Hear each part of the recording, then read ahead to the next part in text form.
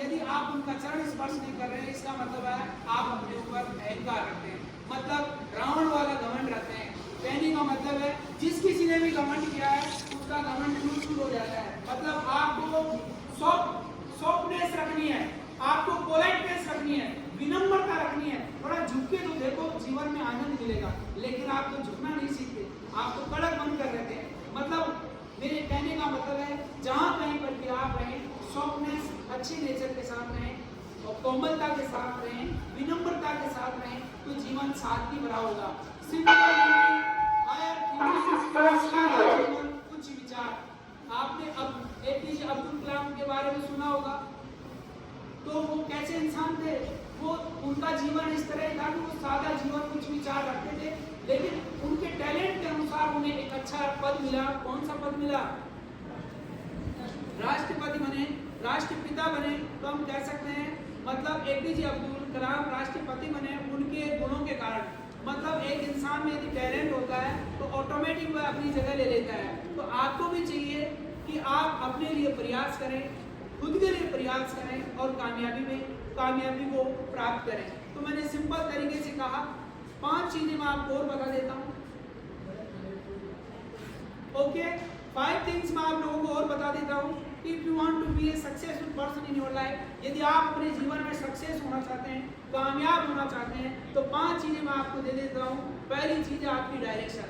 In which direction are you going? आप कौन सी दिशा में जा रहे हैं? Just check yourself in which direction you are going, कि आप जाना कहाँ चाहते हैं। Where do you want to see yourself after 5 years, after 10 years? आप अपने आप को 5 साल बाद, 10 साल बाद कहाँ देखना चाहते हैं?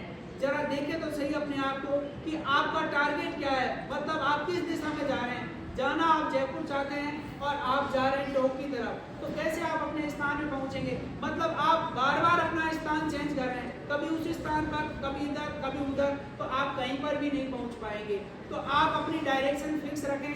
जैसे आप डॉक्टर बनना चाहते हैं, आप थोड़ी देर किस चीज के लिए बारे में सोचते हैं, थोड़ी देर किसके बारे में। मतलब आप अनेक रास्तों पर थोड़ी थोड़ी दूर अपने समय को बर्बाद करते हैं, तो आप कहीं पर भी नहीं पहुंच पाएंगे। मतलब आपको अपना टारगेट फिक्स करना है। What is your target? मतलब आपकी डायरेक्शन क्या है, आपकी दिशा क्या है, और दिशा यदि आपने सही चुन ली तो आप अपने जीवन में कामयाब हो पाएंगे।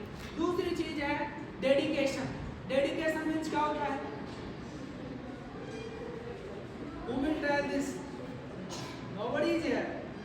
डेडिकेशन मतलब होता है समर्पण। मतलब आप किसी काम को समर्पित होकर करते हैं। पढ़ाई कर रहे हैं तो पढ़ाई को पूरी तरह करते हैं। तो डेडिकेशन के लिए मैंने बताया कि डेडिकेशन मीन्स होता है समर्पण। मान लो आप अध्ययन कर रहे हैं तो उसमें 100% लगाते हैं, उसको कहते हैं डेडिकेशन। आप कोई भी काम कर रहे हैं, जैसे मैं यहाँ पर आपके सामने आपको कुछ बताने के लिए आया हूँ, तो मुझे उसमें 100% देना होगा। मतलब उस कार्य को समर्पित होकर करना पड़ेगा।